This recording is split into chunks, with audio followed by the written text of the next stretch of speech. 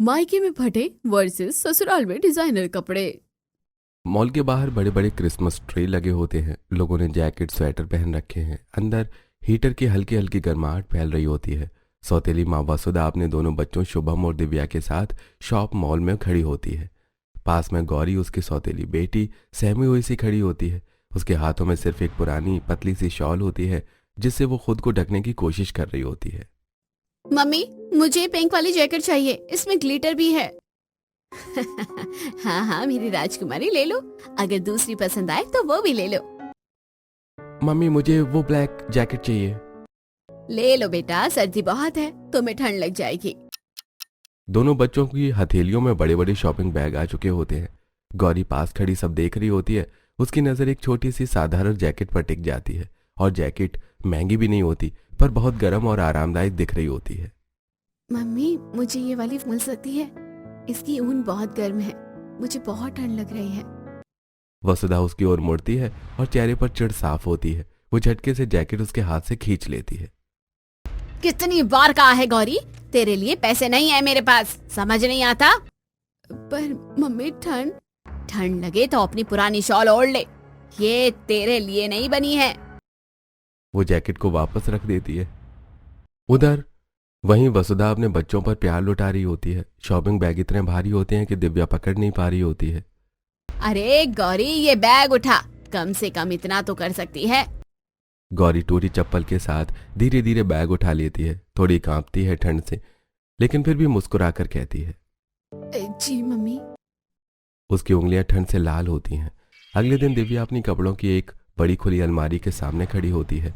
उसने अपनी नई शॉपिंग की जैकेट, स्वेटर, फ्रॉक्स और पार्टी वेयर कपड़े अलमारी में सेट करने होते हैं। वो एक एक करके नया कपड़ा निकालती है और उसी के साथ पुराना कपड़ा फेंकती जाती है। कहीं सिलाई टूटी होती है, कहीं चेन खराब होती है, कहीं ढीली कपड़ा, कहीं गले में बड़ा सा छेद होता है। थोड़ी देर में उसके सामने एक पूरी ढेर पुराने और फटे कपड़ों का बन जाता है। दिव्या झुंझलाते हुए नीचे हॉल में आती है। कपड़ों का बड़ा सा ढेर लेकर उसकी सौतेली माँ वसुधा सोफे पर बैठी फोन चला रही होती है। मम्मी, ये सारे पुराने कपड़े निकाल दीजिए अलमारी से, किसी काम वाली को दे दो या तो बाहर फेंक देना। अब मुझे बिल्कुल नहीं चाहिए, सारी अलमारी भर ली है। वो कपड़ों का ढेर जमीन पर गिरा देती है। वसुधा कपड़ों को हाथ से उठाती है और एक एक करके चेक करती है। लगभग हर दूसरे कपड़े में छेद, फटे किनारे, खराब जिप होते हैं। फिर वसुधा की आंखों में एक चालाक चमक आ जाती है। अरे बाहर क्यों फेंकने, ये सब तो गौरी को दे देंगे, वैसे भी ठंड पड़ रही है, पहन लेगी। हाँ मम्मी, सही कहा, वैसे भी तो कोई शौकीन थोड़ी है वो, जो दे दो पहन लेती है। गौरी, इधर आओ, तुम्हारे लिए कपड़े हैं। गौरी रसोई में दौड़ती हुई आती है। उसके हाथ में बर्तन धोने का झाग लगा होता है। ठंड से उसकी उंगलियां लाल और सूखी पड़ी होती हैं। जी मम्मी। ये ले, ये सारे कपड़े तू पहन लेना, सर्दी बढ़ रही है।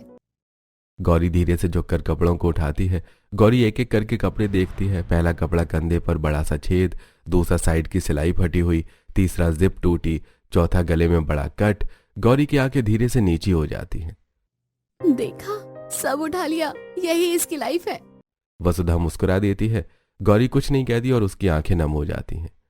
इन लोगों के लिए मैं सिर्फ फटे कपड़ों की हकदार हूँ। अगर मेरी माँ होती ना, तो वो मुझे भी ऐसा कपड़ा कभी नहीं पहनने देती। उसकी आंखें नम हो जाती हैं पर वो आंसू गिरने नहीं देती और मुड़कर अपने कमरे की तरफ चली जाती है। अगले दिन सुबह की कड़क ठंड होती है। हीटर पास में रखा होता है। वसुधा और उसकी दो सहेलियां शकुंतला और रामबाई सोफे पर बैठकर गप्पे लगा रही होती हैं। गौरी रसोई में होती है। वहीं पुराना फटा स्वेटर पहने होती है। उसकी उंगलियां ठंड से सुन्न होती हैं, लेकिन फिर भी बर्तन धो रही होती है। अरे गौरी, जरा चाय ला, देख तेरी आंटी आई है। गौरी तुरंत हांफते हुए चाय बनाती है और ट्रे हाथ में ले आती है। उसका स्वेटर आगे से फटा होता है, कंधे पर धागे लटक रहे होते हैं। जैसे वो चाय परोसती है, दोनों औरतें एकदम चौंक जाती हैं। अरे वसुधा, तुझे इस बेचारी बच्ची पर जरा भी तरस नहीं आता? देख कैसी ठंडी में फटे कपड़ों में घूम रही है। जब तू अपने बच्चों को इतने महंगे कपड़े दिलाती है तो इसे भी दिला दिया कर, आखिर ये भी तो इसका घर है। गौरी सिर झुकाकर खड़ी होती है। अरे नहीं नहीं, अभी तो मैंने इसे नए कपड़े दिलाए थे, पता नहीं कहाँ रख देती है ना गौरी, बोल। जी मम्मी ने दिलाए थे, लेकिन वो सब फटे। उसकी बात अधूरी ही रह जाती है। वसुधा उसे घूरने लगती है। हमें सब पता है वसुधा, तेरे बच्चे पुराने कपड़े फेंकते हैं और तू वो गौरी को पकड़ा देती है। बेचारी बच्ची कॉलेज जाने लगी है, वहाँ भी उसका मजाक उड़ता होगा ऐसे फटे कपड़ों में। वसुधा का चेहरा उतर जाता है, उसकी बोलती बंद हो जाती है।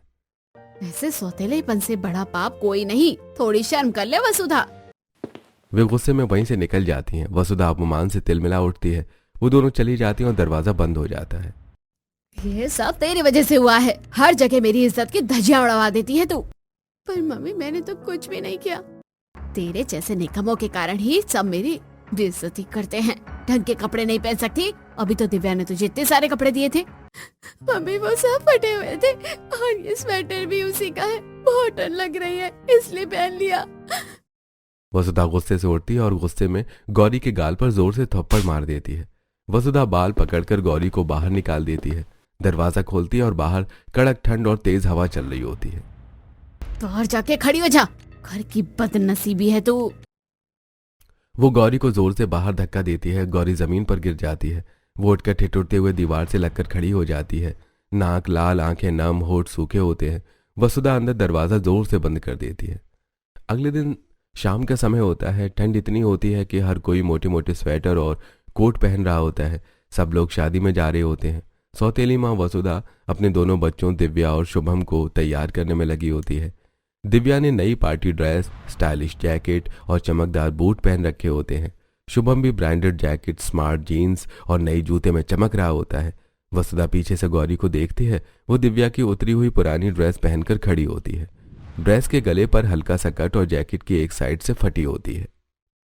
चलो अब देर हो रही है, और गौरी तू भी ठीक ही लग रही है। गौरी बस चुपचाप सिर हिला देती है। सब लोग शादी में पहुंचते हैं। वहां बड़ी रोशनी वाले झूमर, हर जगह सब लोग नए कपड़े घूम रहे होते हैं पहनकर। गौरी शर्माते हुए हॉल में अंदर जाती है। सबकी आंखें उस पर टिक जाती हैं। अरे देखो, गौरी फिर से दिव्या की उत्तरायण पहनकर आ गई है। ये वही ड्रेस है ना जो दिव्या ने पिछली शादी में पहनी थी, और अब उतार कर इसे दे दी। बेचारी गौरी को तो कोई कपड़े नहीं दिलाता है। सभी हंसने लगते हैं और गौरी शर्मिंदा हो रही होती है। दिव्या भी मुस्कुराती है, पर जब गौरी उसकी ओर देखती है वो फिर सिर घुमा लेती है। गौरी अपनी कमर से लगे फटे हिस्से को हाथ से छुपाने की कोशिश करती है। उसकी आंखें भर जाती हैं। चेहरे पर मजबूर मुस्कान छुपाने की कोशिश करती है, लेकिन आंसू पलकों पर चमक जाते हैं। कोई उसके पास नहीं आता और वो एक कोने में अकेली पड़ी होती है। कंपकपाती ठंड, फटे कपड़े और मजाक के ताने उसके कानों में गूंज रहे होते हैं। काश मेरी भी कोई कदर करता। उसकी आंखों से एक आंसू गिरने लगते हैं। अगले दिन सुबह सुबह पिता मोहन ऑफिस जाने की तैयारी कर रहे होते हैं। गौरी रसोई में खड़ी बर्तन रख रही होती है। उसके हाथ ठंड से सूखकर लाल पड़ चुके होते हैं और वही फुटा हुआ स्वेटर उसने कसकर लपेट रखा होता है। मोहन उसकी हालत देखकर रुकते हैं, जेब से पैसे निकालते हैं और नरमी से कहते हैं, ले बेटा, गौरी अपने कपड़े ले आ। जब देखो तू फटे कपड़े पहनकर घूमती है। कल शादी में भी वो फटा हुआ स्वेटर पहनकर गई थी। अच्छा नहीं लगता बेटा। ठीक है पापा, वो तो दिव्या के थे। मोहन का चेहरा अचानक सख्त हो जाता है। वो जलती हुई नजर से वसुधा की ओर मुड़ते हैं। वसुधा, तुमने दिव्या के फटे हुए कपड़े गौरी को क्यों दे दिए और इसे नए कपड़े क्यों नहीं दिलाई? अरे नहीं नहीं, मैं तो इसे नए कपड़े दिलाने ही ले गई थी मॉल में। पता नहीं कहाँ रख देती है ना गौरी? गौरी वसुधा की ओर कांपती निगाहों से देखती है। वसुधा उसे हल्का सा डराने वाला आग उगलता हुआ इशारा करती है। हाँ पापा, मम्मी ने दिलाए थे, वो फट गए थे। मोहन को बात समझ में नहीं आती और वो गौरी की मजबूरी समझ नहीं पाते हैं। कोई बात नहीं बेटा, आज जाकर अच्छे कपड़े ले आना, ये पैसे रख। वो गौरी के हाथ में पैसे थमाकर बाहर निकल जाते हैं। जैसे ही दरवाजा बंद होता है वसुधा की असली आवाज बाहर आ जाती है। वो तेजी से आगे बढ़कर गौरी के हाथ से पैसे झपट लेती है। अल्लाह, तुझे कपड़े लाने की क्या जरूरत है? मैं ले आऊंगी कपड़े, और अपने पापा के सामने ज्यादा जुबान मत चलाया कर, समझी? वो पैसे अपने पर्स में रख लेती है और ताना मारते हुए चली जाती है। गौरी वहीं दरवाजे के पास खड़ी रह जाती है। उसके हाथ कांप रहे होते हैं, आंखें भरी होती हैं। जब से मेरी माँ गई है, ये सौतेली मम्मी मुझे बेटी नहीं मानती, काम वाली समझती है, सारा घर का काम मुझसे करवाती है, ऊपर से मारती भी है, और पहनने के लिए सिर्फ फटे कपड़े इतनी ठंड में देती है। फिर भी ये फटा हुआ स्वेटर पहनकर मैं घूम रही हूँ। वो अपने पुराने फटे हुए स्वेटर को और कसकर पकड़ लेती है और ठंड से कांप रही होती है। अगले दिन सुबह गौरी फटे हुए पुराने स्वेटर और घिसे हुए सलवार कुर्ते में कॉलेज जाती है। उसके बाल जैसे तैसे बंधे होते हैं, चेहरा थकावट और दर्द से भरा होता है। क्लास में घुसते ही कुछ लड़कियां आपस में फुसफुसाने लगती हैं। देखो देखो, ये लड़की फिर फटे कपड़े पहनकर आ गई, रोज ऐसी ही आती है। हाँ यार, इसके तो बाल भी कभी ठीक नहीं होते। इससे दोस्ती कौन करेगा? अपना स्टैंडर्ड गिराएगा क्या कोई? आजकल की लड़कियां कितनी स्टाइलिश रहती हैं, और ये ऐसा लगता है कि किसी ने कबाड़ के कपड़े पहना दिए हो इसे। उनकी हंसी पूरे क्लास में गूंज जाती है। गौरी सिर झुकाकर धीरे धीरे अपने बैग को पकड़ती है। क्लास की हर नजर उसे ही देख रही होती है। उसकी आंखों में आंसू भर जाते हैं और वो क्लास से बाहर भाग जाती है। कपड़ों की वजह से मेरी बेइज्जती करता है। अब ये सब सहते सहते मैं बहुत थक चुकी हूँ। वो रोते हुए कॉलेज से बाहर निकलती है और घर की ओर चली जाती है। सड़क सुनसान होती है। 4-5 लड़के बाइक पर उसके पीछे लग जाते हैं और उसे घेर लेते हैं। अरे चलना हमारे साथ, अरे तुझ जैसी गरीब लड़की का यही काम होता है। ए, कपड़े भी फटे हुए हैं, लगता है ऐसे ही मिलने को तैयार हो जाएगी। लड़के जोर जोर से हंसते हैं और उसके रास्ते में बाइक घुमाते रहते हैं। मुझे जाने दो, प्लीज मुझे जाने दो। तभी एक कार जोर से ब्रेक लगाती है। दरवाजा खुलता है और एक लड़का बाहर निकलता है। उसकी आंखों में गुस्सा और आवाज में दम होता है। ए, तुम जैसे बदतमीज लड़कों की वजह से ही देश का माहौल खराब है। लड़के सड़क पर भी सुरक्षित नहीं है। एक एक करके वो लड़कों को पकड़कर पिटाई करता है। लड़के डरकर भाग जाते हैं। मुकुल की नजर रोती हुई गौरी पर जाती है। आप ठीक है? चलिए मैं आपको आपके घर छोड़ देता हूँ। नहीं, तुम सब लड़के एक जैसे होते हो। वो मुझे अपनी बाइक पर बैठाना चाहते थे और तुम अपनी कार में। वो जोर जोर से रोने लगती है। मुकुल उसकी बात समझ जाता है और धीरे से कहता है, अरे नहीं नहीं, आप गलत समझ रही हैं। मैंने कार में बैठने के लिए इसलिए कहा क्योंकि आपके कपड़े फट गए हैं। लोग आपको देखकर हंसेंगे, इसलिए मैं आपको नए कपड़े दिला देता हूँ, फिर आप घर चली जाना। गौरी पहली बार महसूस करती है कि कोई उसे इंसान समझकर बात कर रहा होता है। वो चुपचाप से झुका देती है। मुकुल उसे दुकान पर ले जाता है। कई सुंदर स्वेटर, एक कोट, एक नया सूट ले लेता है। गौरी की आंखों में हैरानी और खुशी दोनों भर आती है। ये सब आपके लिए। गौरी धीरे धीरे आईने में कपड़े लगाकर देखती है। उसे यकीन हो नहीं होता कि वो इतनी सुंदर भी लग सकती है। मुकुल उसे कार में बिठाकर उसके घर तक छोड़ता है। हाँ, आप अपना ख्याल रखना, और ये मेरा कार्ड है। अगर किसी भी तरह की परेशानी हो बस फोन कर देना। गौरी कार्ड लेती है। उसके मन में पहली बार कोई अच्छा एहसास आता है। वो घर जाकर नए कपड़ों को पलंग पर फैलाकर देखने लगती है। बार बार छू छू कर, पहनकर, आईने में देखकर उसके चेहरे पर पहली बार असली मुस्कान होती है। मुकुल के मन में उस दिन से ही गौरी के लिए एक अलग सा सम्मान और प्यार जन्म लेने लगता है। वो धीरे धीरे उसे फोन पर रोज बातें करने लगी। आप ठीक है? कॉलेज में सब ठीक चल रहा है? हाँ, और आप कैसे हैं? धीरे धीरे छोटी छोटी बातें दिल में जगह बना लेती हैं। गौरी भी उसे बहुत सम्मान से बात करती है क्योंकि वो पहला इंसान था जिसने उसे इंसान समझकर उसकी मदद की थी। मुकुल कई बार रास्ते में उसे कॉलेज तक छोड़ देता था। वो गौरी की मासूमियत से बहुत प्रभावित होने लगता है। एक दिन मुकुल अपने माता पिता से कहता है, माँ, मुझे एक लड़की बहुत पसंद है, बहुत सीधी, बहुत अच्छी, मुझे उससे शादी करनी है। अगर तुम्हें पसंद है तो हमें भी मंजूर है। चलो फिर कल उसे देखने चलते हैं। मुकुल अपने माता पिता के साथ गौरी के घर आता है। गौरी के पिता मोहन दरवाजा खोलते ही मुकुल को पहचान जाते हैं। अरे तुम बेटा, अंदर आओ। हम आपके घर एक खास बात लेकर आए हैं। हमें आपकी बेटी से रिश्ता करना है।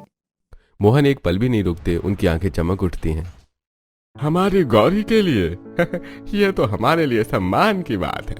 गौरी कमरे के कोने में खड़ी सब सुन रही होती है। उसका दिल जोर जोर से धड़क रहा होता है। ये रिश्ता हमें पूरे दिल से मंजूर है। वसुधा का चेहरा उतर जाता है क्योंकि उसने कभी सोचा भी नहीं था कि गौरी की जिंदगी में इतना अच्छा रिश्ता आएगा। लेकिन मोहन बिना देरी किए रिश्ता पक्का कर देते हैं। कुछ दिनों बाद शादी का दिन आता है। गौरी नई सुंदर चमकते हुए लाल जोड़े में बेहद प्यारी लग रही होती है। गृह प्रवेश के समय ठंडी हवा चल रही होती है, लेकिन पूरे घर में रोशनी, सजावट होती है। मुकुल का घर बड़े बड़े लाइट से सजा होता है और हर तरफ त्योहार जैसा माहौल होता है। ससुराल की सारी औरतें डिजाइनर शॉल, भारी जैकेट और खूबसूरत सर्दियों के कपड़े पहने खड़ी होती हैं। हर कोई चमक रहा होता है तो कोई गर्म पर सॉल्व लिए खड़ी होती है। गौरी धीरे धीरे कार से उतरती है। उसका लहंगा साधारण होता है, ना तो बहुत महंगा ना बहुत भारी होता है। वो हल्की नजर से अपने लहंगे पर डालती है।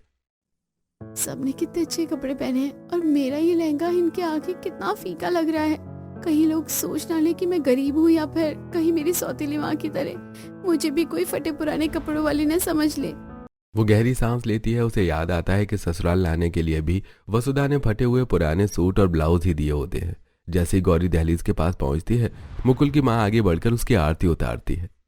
आओ बेटी, घर में कदम रखो, तुम्हारे आने से घर में खुशियाँ आएंगी। गौरी चौंक कर देखती है कि किसी ने भी उसके कपड़ों की तुलना नहीं की। न कोई ताना, न कोई हंसी, सिर्फ प्यार से स्वागत होता है। भाभी कितनी प्यारी लग रही हो आप। आपके लहंगे का कलर बहुत सूट कर रहा है आप में। गौरी की आंखें खुशी से भर जाती हैं और उसे उम्मीद नहीं होती कि उसके कोई कपड़े देखकर उसे इतना सम्मान देगा। अगली सुबह घर में हलचल मची होती है। मुंह दिखाई की रस्म के लिए औरतें आने वाली होती हैं, इसलिए सब तैयारी में लगे होते हैं। गौरी अपनी अलमारी खोलती है और देखती है कि उसका दिल बैठ जाता है। अलमारी में वही पुराने फटे हुए कपड़े रखे होते हैं जो उसकी सौतेली माँ वसुधा ने विदाई के समय पर दिए थे। एक कोने में उसकी अपनी की पुरानी साड़ी रखी होती है जिसे गौरी ने सालों से अपने पास संभाल कर रखा होता है। ओह भगवान, अब मैं क्या पहनूं? यहाँ सब कितने अमीर है और मैं अगर ये फटे हुए कपड़े पहन लूंगी तो मुकुल के घर की बेइज्जती हो जाएगी। कहीं सब लोग मेरा मजाक न उड़ाए। वो धीरे से अपनी माँ की पुरानी साड़ी उठाती है। साड़ी का बॉर्डर थोड़ा सा फटा होता है और उसे पता नहीं चलता कि वो साड़ी को पहनकर सीढ़ियों से नीचे उतरती है। चेहरे पर हल्की शर्म होती है। अरे बेटा, तू तो बहुत प्यारी लग रही है। ये किस डिजाइनर की साड़ी है? मम्मी जी, ये डिजाइनर की नहीं, मेरी माँ की साड़ी है। मैंने उनकी याद में संभाल कर रखी थी। बहुत सुंदर है बेटा। कुछ ही देर में घर में औरतें आने लगती हैं। सब गौरी को देखकर बहुत खूबसूरत कह रहे होते हैं। गौरी चुपचाप बैठी होती है, तभी एक औरत की नजर नीचे जाती है जहाँ साड़ी थोड़ी फटी होती है। अरे शकुंतला, बहू को नए कपड़े नहीं दिलाए क्या? इतनी अमीर फैमिली और बहू को पुरानी साड़ी पहना दी। देखो इसकी साड़ी तो नीचे से फट रही है। गौरी डर जाती है और तुरंत साड़ी को पैरों से ढकने की कोशिश करती है। घर का माहौल 2 सेकंड के लिए शांत हो जाता है। बहन जी, मेरी बहू के लिए तो मैं कल ही कपड़ों की लाइन लगा दूंगी, ये मेरा वादा है। लेकिन ये साड़ी उसकी माँ की याद है और मैं चाहती थी कि आज वो उसी साड़ी को पहने। औरतें एक दूसरे को देखने लगती हैं। शकुंतला आगे झुककर उसी औरत के सूट पर नजर डालती है। वैसे ये जो आपने सूट पहना है ना, ये तो 200 वाला वही पैंट मार्केट का ही है। मैंने कल ही देखा था। क्या वहीं से लिया है क्या आपने? औरत का चेहरा लाल पड़ जाता है। बाकी औरतें अपनी मुस्कान छुपाने की कोशिश करती हैं। वो औरत बिना जवाब दिए चुपचाप बैठ जाती है। शकुंतला गौरी के पास जाकर उसका हाथ पकड़ती है। बेटा, कपड़े फटे हो या महंगे, इंसान का दिल साफ होना चाहिए और मेरी बहू का दिल ही मेरा सबसे बड़ा गहना है। गौरी की आंखें भर आती हैं। पहली बार किसी ने उसके कपड़ों के लिए उसका साथ दिया। अगले दिन घर में हल्की हल्की तैयारियां की हलचल होती है। शाम को सबको एक बड़े फंक्शन में जाना होता है। शकुंतला देवी ड्राइंग रूम में आवाज लगाती हैं। गौरी बेटा, तू भी तैयार हो जा। आज हम सब मेरी फ्रेंड के यहाँ फंक्शन में जा रहे हैं। जी मम्मी जी, मैं अभी तैयार होकर आती हूँ। गौरी ऊपर अपने कमरे में जाती है। जैसे ही अलमारी खोलती है, उसमें वही पुराना बैग रखा होता है। वो खोलकर देखती है, अंदर कुछ भी नया नहीं होता। केवल उसकी सौतेली बहन दिव्या के पुराने कपड़े होते हैं। एक साधारण सूट और ऊपर रखा एक पुराना कार्डिगन जिसकी बाजू हल्की सी फटी होती है। शायद यही पहनना पड़ेगा, और कुछ है भी तो नहीं। गौरी कार्डिगन को हल्का सा सिलती है, फिर सूट पहन लेती है और नीचे चली आती है। जैसे ही सास की नजर गौरी पर पड़ती है, उसकी नजर सीधे उसके कार्डिगन के फटे हिस्से पर जाती है। अरे बेटा, तेरे पास कपड़े नहीं थे तो तू मुझे बताती ना। और अगर ये कार्डिगन फटा हुआ है तो पहन क्यों रही है? रुक, मैं तेरे लिए अभी नए कपड़े मंगवाती हूँ। नहीं मम्मी जी, इसकी कोई जरूरत नहीं है। मेरे पास कपड़े हैं, बस यही अच्छे लग रहे हैं। कपड़े हैं बेटा, मैं देख रही हूँ तू क्या पहन रही है। बस 2 मिनट रुक। सास तुरंत फोन मिला देती है। गौरी आश्चर्य से देख रही होती है कि सास ने किसे बुलाया है। सिर्फ 10 मिनट में डोरबेल बजती है। दरवाजा खुलता है और शहर के 5 बड़े डिजाइनर अंदर आते हैं। हाथ में बड़ी बड़ी ट्रॉलियां लिए हुए होते हैं। ट्रॉलियों में सर्दियों के लिए designer jacket, sweaters, shawls, long quotes, party wear, velvet dress, सब कुछ चमक रहा होता है। देख बेटा, मैंने शहर के बढ़िया डिजाइनर बुलाए हैं तेरे लिए। अब तू जितने चाहे कपड़े ले और चुन ले। मम्मी जी, मुझे तो ये भी नहीं पता कि कौन सा क्या है। सब इतने महंगे और सुंदर है। मैं इनमें से एक ही ड्रेस ले लूंगी। एक ही क्यों, कल कहीं और भी जाना पड़ सकता है बहू, तो बहू के कपड़े तैयार रहने चाहिए ना। फिर डिजाइनरों की ओर मुड़कर बोलती है, आप लोग ये सारी ट्रॉलियां यहीं छोड़ दीजिए, मेरी बहू को सब पसंद आ गया है, पैसे मैं आपको ऑनलाइन ट्रांसफर कर दूंगी। डिजाइनर चुपचाप से हिला देते हैं और पल भर में सारी ट्रॉलियां गौरी की हो जाती हैं। चल बेटा, अब इन्हीं में से कुछ पहन ले, और हाँ, कल हम मॉल भी चलेंगे। मम्मी जी, पर इन सब की क्या जरूरत थी? बस बहुत बातें मत बना, तू मेरी बहू है और मेरी बेटी जैसी है, अब जल्दी से तैयार होकर आ। गौरी पहली बार इतना प्यार और सम्मान महसूस कर रही होती है। वो नई वेलवेट की ड्रेस पहनती है, गरम और स्टाइलिश जैकेट पहनती है और आईने में खुद को देखती है। वाह, मैं सच में इतनी अच्छी लग रही हूँ। मायके में फटे कपड़े पहनती थी और आज यहाँ डिजाइनर कपड़े पहन रही हूँ, कितनी अच्छी लग रही हूँ। नीचे आते ही सास की आंखें चमक उठती हैं। वाह, मेरी बहू एकदम चांद की तरह चमक रही है। चल अब जल्दी चलते हैं। ये घर सच में मेरा घर है और मम्मी जी मेरे लिए भगवान से कम नहीं। अगले दिन पूरा परिवार मॉल जाता है। सर्दियों की हल्की धूप, मॉल की चमचमाती लाइटें और हर दुकान पर नया कलेक्शन होता है। गौरी पहली बार अपने ससुराल के साथ इतने बड़े मॉल में आई होती है। उसकी आंखों में एक अलग ही चमक होती है। प्रिया गौरी का हाथ पकड़कर सीधे एक बड़ी ब्रांडेड दुकान में ले जाती है। भाभी, आज मैं आपके लिए एक बहुत प्यारी ड्रेस चुनूंगी, आपको सिर्फ ट्रायल रूम में जाकर पहनना है। थोड़ी देर बाद प्रिया एक बेहद खूबसूरत सर्दियों का फ्रॉक लेकर आती है। गले में फर की बॉर्डर और नीचे हल्की सी फ्लेयर होती है। अरे वाह बेटा प्रिया, तूने तो बहुत ही बढ़िया ड्रेस चुनी है अपनी भाभी के लिए। मम्मी, मैंने इसके साथ 2 जैकेट भी लिए हैं, दोनों बहुत प्यारे हैं, भाभी पर बहुत जचेंगे। गौरी को सच में विश्वास नहीं हो रहा होता कि इतनी महंगी और सुंदर चीजें उसके लिए खरीदी जा रही होती हैं। आप सब लोग मेरे लिए इतना सब क्यों करते हैं? मैं तो मायके में हमेशा दूसरों की उतरन पहनती थी, यहाँ हर रोज नए कपड़े मिल रहे हैं।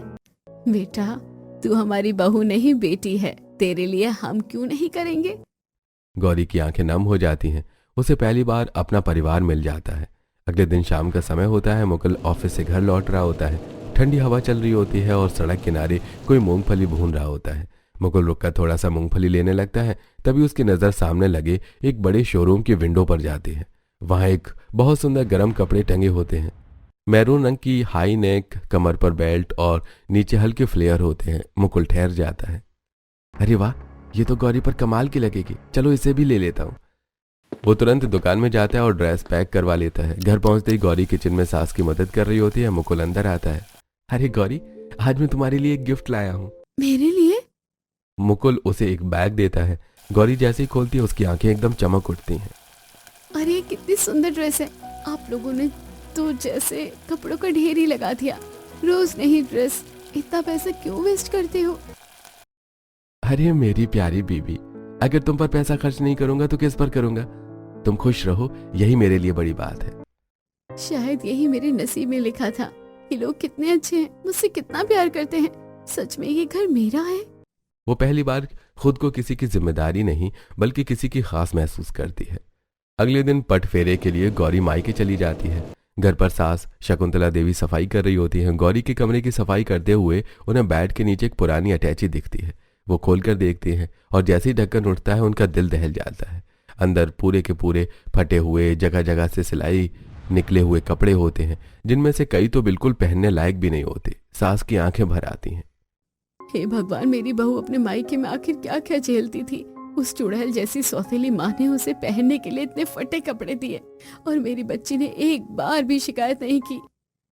सामने अलमारी में सास के दिलाए गए नए कपड़े सलीके से रखे होते हैं।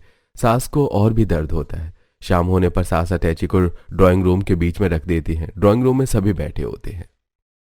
आज अब गौरी आएगी तो मैं उससे खुलकर बात करूंगी। उसके मायके में उसके साथ इतना बुरा बर्ताव होता रहा, लेकिन उसने हमें बताया तक नहीं। मम्मी, भाभी तो बिल्कुल चुप चुप रहती है। हम कुछ भी दिलाते हैं तो मना कर देती है, कहती रहती है मुझ पर इतना पैसा खर्च क्यों करते हो। अब समझ आ रहा है वो ऐसा क्यों कहती थी। माँ, मुझे हमेशा लगता था कि गौरी बहुत कम बोलती है, लेकिन शायद वो अंदर ही अंदर कितना डर कर जी रही थी। आज से वो मायका उसका नहीं, ये घर, ये परिवार, यहाँ के लोग उसके हैं। गौरी शाम को वापस आती है। जैसे वो ड्राइंग रूम में कदम रखती है, सास दौड़कर उसे कसकर गले लगा लेती है। गौरी घबरा जाती है। मम्मी जी, मेरे हाथ में बहुत दर्द है। सास तुरंत उसकी बाहें पकड़कर पीछे करती है और उनकी सांस अटक जाती है। वहां पर डंडे का नीला काला निशान होता है।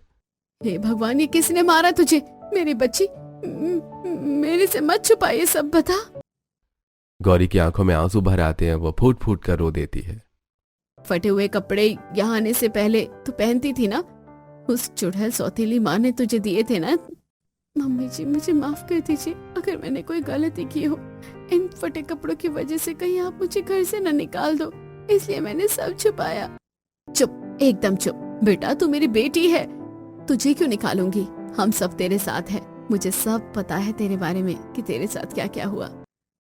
सौतेली माँ मुझे बहुत मारती थी और कपड़े भी पुराने फटे देती थी और सब मेरा मजाक बेइज्जती करते थे। सब सुनकर पूरा परिवार सन्न रह जाता है। भाभी, अब आपको उस घर में जाने की बिल्कुल जरूरत नहीं है। आपका कोई रिश्ता नहीं उनसे। अब हम ही आपका परिवार हैं। गौरी, अब तुम्हें कोई दुख नहीं होगा। जब तक मैं हूं कोई तुम्हें छू भी नहीं सकता। तुम मेरे जीवन की इज्जत हो, मेरी जिम्मेदारी नहीं मेरी खुशी हो। हाँ, आज से यह बात हमेशा याद रखना। इस घर में तुम्हें कभी कोई कमी नहीं आने देंगे। तुम अब बहू नहीं, बेटी हो और अब सिर्फ खुशियां मिलेंगी। गौरी फूट फूट कर रो पड़ती है, लेकिन इस बार दर्द में नहीं, सुकून से। उसे पहली बार अपना परिवार मिल जाता है। एक ऐसी जगह जहां फटे हुए कपड़े नहीं बल्कि प्यार, सम्मान और अपनापन मिलता है।